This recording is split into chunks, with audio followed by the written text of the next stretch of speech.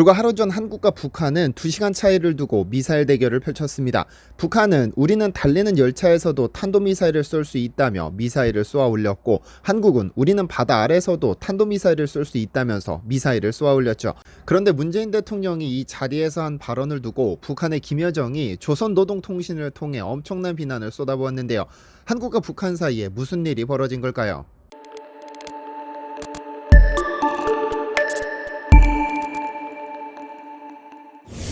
안녕하세요, 디스멘터리입니다. 77얌 나와라. 온 국민이 애타게 기다린다. 칠흑의 어두움도 서해 그 어떤 급류도 당신들의 귀환을 막을 수 없다. 전선의 초계는 이제 전우들에게 맡기고 오로지 살아서 귀환하라. 이것이 그대들에게 대한민국이 부여한 마지막 명령이다. 이 시를 기억하시나요? 2010년 3월 29일 해군 홈페이지에 게시된 77얌 수병은 귀환하라라는 시의 일부입니다. 김덕규 장로가 쓴 이 시는 4일 전 북한 잠수정에서 발사한 어뢰로 희생당한 46명의 천안함 장병들을 기리기 위한 것이었습니다.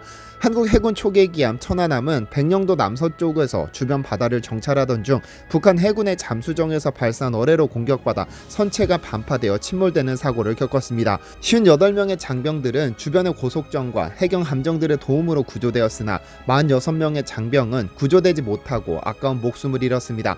대한민국 남자라면 누구나 병역 의무를 이행해야 하는 이유도 어마어마한 예산을 투입하면서까지 미군의 도움을 받아 항상 최고의 경계태세를 유지해야 하는 이유가 있습니다. 천안함 사건의 원흉, 북한의 도발을 억제하기 위해서입니다.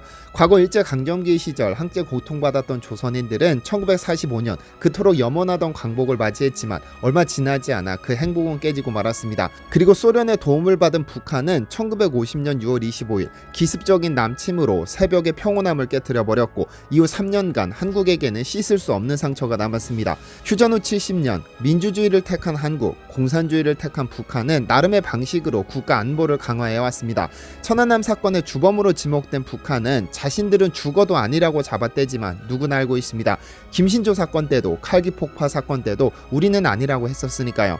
이러한 북한은 이후로도 천안함 사건, 연평도 사건, 연평해전, 대청해전 등등 지속적으로 도발해오고 있습니다. 한때 부시 대통령이 악의 축으로 꼽았던 북한이 전 세계를 상대로 자신들의 존재감을 나타낼 때 항상 등장하는 무기가 있습니다. 핵무기와 미사일. 그러나 각각 다른 이름을 가진 무기이지만 이 둘을 떼어놓고 생각할 수는 없습니다. 핵탄두를 탑재하기 위해 미사일을 개발하는 것이고, 그 미사일 사거리가 얼마나 되느냐에 따라 서울을 타격할 수도, 도쿄를 타격할 수도, 미국을 불바다로 만들어버릴 수도 있는 것이니까요.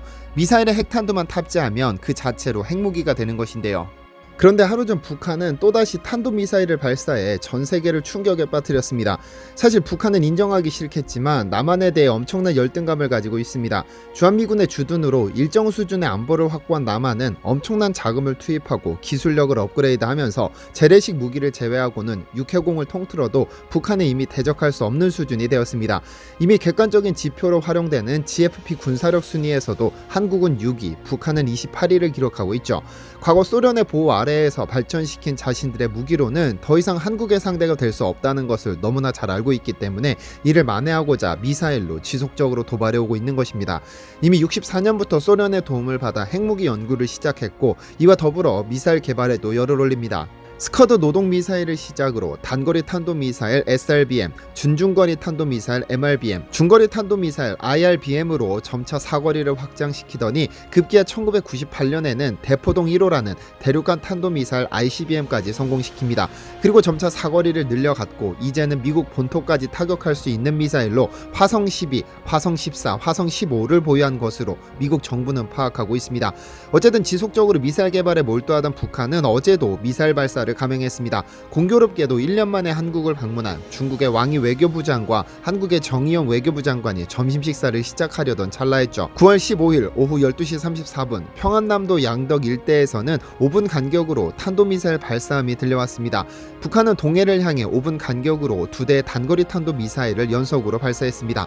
발사 직후 합참은 북한이 쏜 미사일이 고도 60km로 800km를 비행했다면서 이 미사일은 일본의 배타적 경제수역 밖으로 떨어진 떨어진 것으로 추정된다고 밝혔습니다. 그런데 하루 뒤 북한이 공개한 사진은 놀라운 것이었습니다. 발사가 있은 지 하루 뒤 조선중앙통신은 미사일 발사 사진을 공개했는데 이 미사일은 특이하게도 열차에서 쏘아 올린 탄도미사일이었습니다. 철도기동 미사일 체계는 옛 소련에서 처음 도입한 미사일 체계로 달리는 열차에서 미사일을 쏘아 올리는 것이 특징입니다. 총 4량의 기차로 이루어진 이 미사일 체계는 북한 내 촘촘하게 깔린 철도망을 이용해 어느 지역에서든 미사일을 쏠 수 있다는 점에서는 우수하지만 철로가 파괴되면 무용지물이 되기 때문에 아직도 이런 미사일을 운용하냐는 조롱이 있기도 합니다. 그런데 정확히 2시간 뒤 한국에서는 더 놀라운 미사일이 발사됩니다. 바로 잠수함 발사 탄도미사일 SLBM을 발사한 것이죠.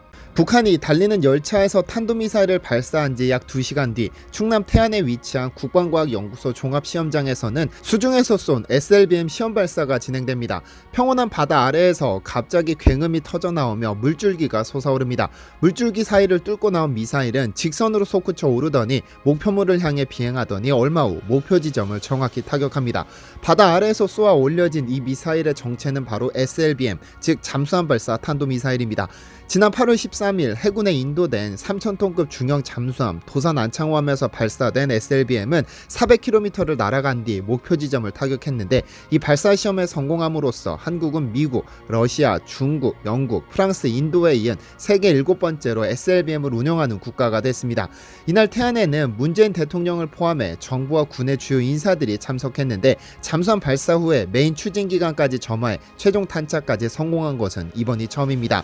콜드런치, 즉 물 위로 솟구쳐 오른 후에 부스터와 메인 추진 기간까지 점화에 성공했고 장장 400km를 날아 목표 지점에 정확히 명중함으로써 당당히 세계 7번째 SLBM 운영국으로 등극했죠. 이날 SLBM을 발사한 도산 안창호함의 재원이 알려졌을 당시 가장 큰 이목을 끌었던 것이 바로 SLBM 발사를 위한 수직 발사대 6대를 우리 기술로 성공시켰다는 점이었습니다.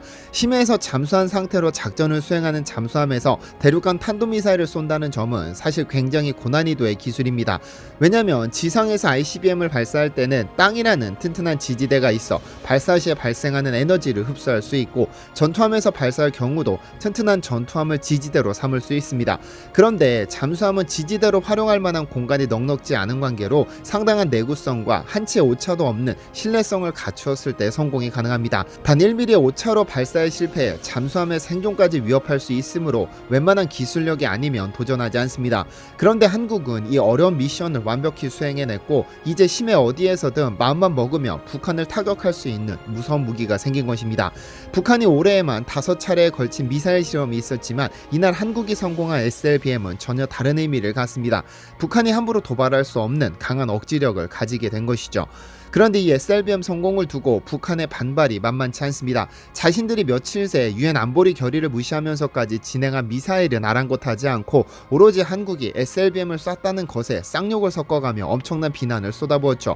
이날 저녁 김정은의 여동생인 김여정 노동당 부부장은 조선중앙통신을 통해 담화를 발표합니다. 대통령까지 나서서 상대방을 헐뜯고 걸고드는 데 가세한다면 부득이 맞대응 성격의 행동이 뒤따르게 될 것이라면서 그렇게 되면 남북관계는 여지없이 완전 파괴로 치닫게 될 것이라고 비난했습니다. 풀어보자면 북한에 대한 탄도미사일이 확실한 상황에서 대통령이 참관했다면 이는 명백한 북한에 대한 도발로 받아들여 이에 상응하는 조치를 취할 수 있다는 의미입니다.